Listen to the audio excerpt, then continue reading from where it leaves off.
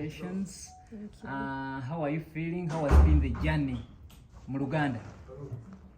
Nsanyuse nnyo.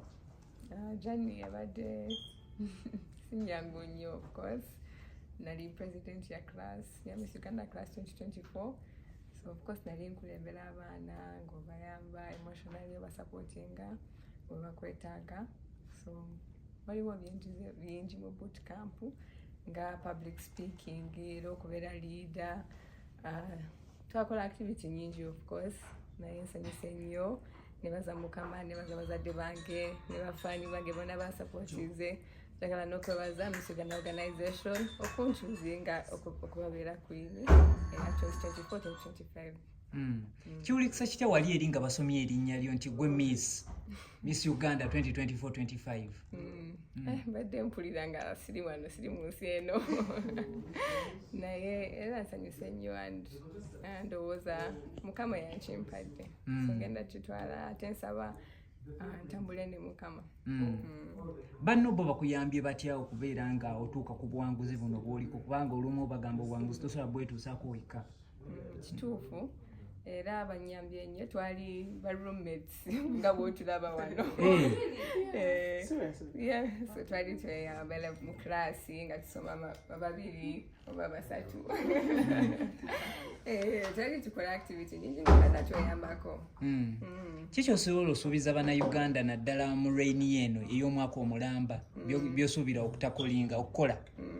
Of course ndatandika ne project yange supporting abaana ba special needs nga autism, abali differently abled, category mpanvu nenja supporting amba advocating ekirala ndi business owner, so mbajagala ba youth era abo abatalina mirimu basobola supporting, ba encouraging, ba empowering so that they start their own businesses as well and become financially stable.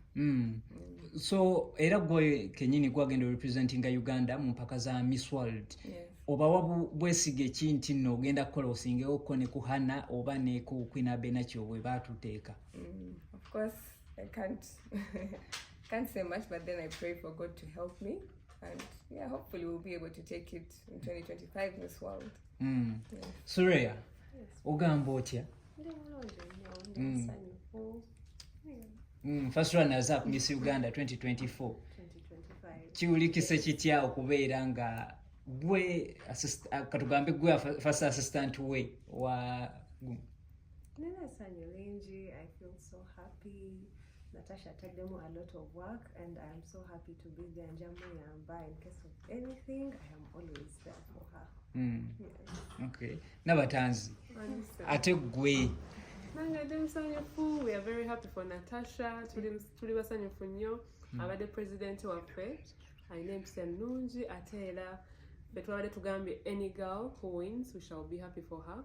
Era tuli happy for Natasha. Temufunyeemu gundi yonna yonna oba yakaaba oba biki?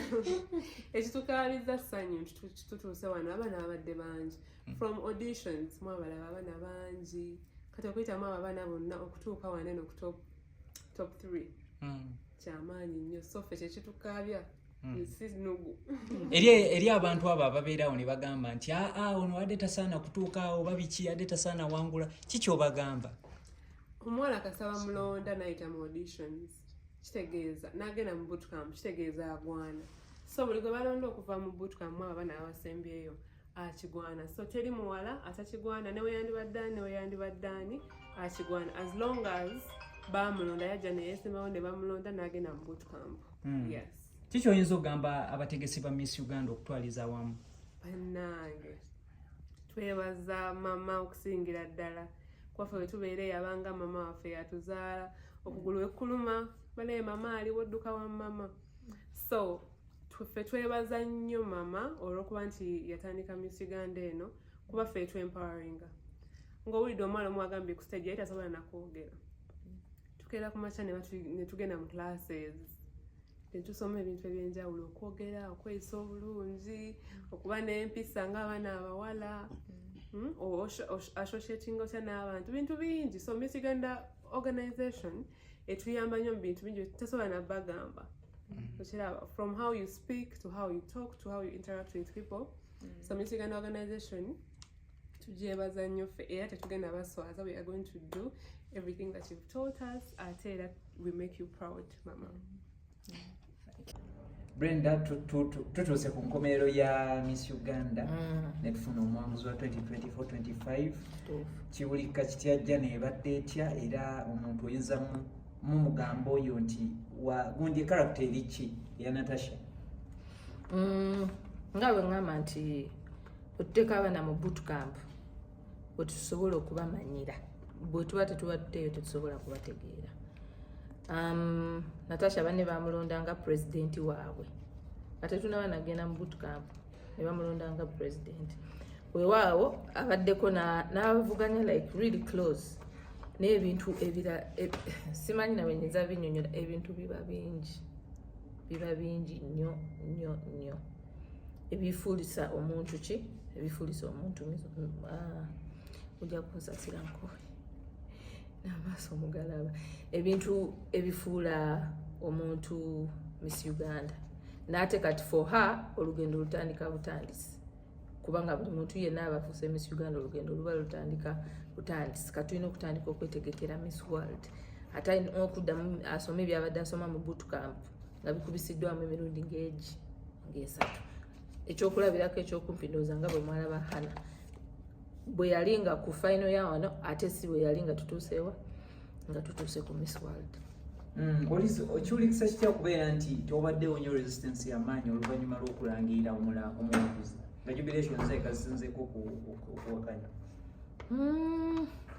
Kugamba ekisimanyi naye nga kyekyo omuwanguzi kale ne wabaawo abawakanya abangi, omuwanguzi abalondeddwa yoyo aba asaanidde ku buli mulundi. Oluusi abantu ne bamuvuma atasaanidde simanyi baki, ate buli mwaka bwe tulonda wabaayo be bavuma bagamba tasaanidde, si mulungi, muddugavu nnyo nga mweru nnyo, okitegeera. Kati ana wasooka mugamba na Munyarwanda si Munnayuganda, biki ebintu bwe bityo. N'atuuka ku Miss World ate nabeera ne tubeera so proud of her. Kati ffe ng'abategesi ebyo twabimanyiira okuviira ddala mu audience ba contestant bennyini tubeereyo nga mu backstage nga tusirisa maziga. Kukyala Miss World omuyinamu oba nga gondi ya Miss Uganda muyinamu bwesiga ekinti ayinza okukola okusinga ku Hana oba ne Queen Abby nakyo yateeka eggwanga lino? She has a chance. She has a chance that I can say. Era naffe mulimu gwaffe okumuteekateeka nti ekyo kyetulaba nti nno kimulimu, ate nti bwatuuka ne ku Miss World akola ki akiraga, kivaayo actually nti kivaayo.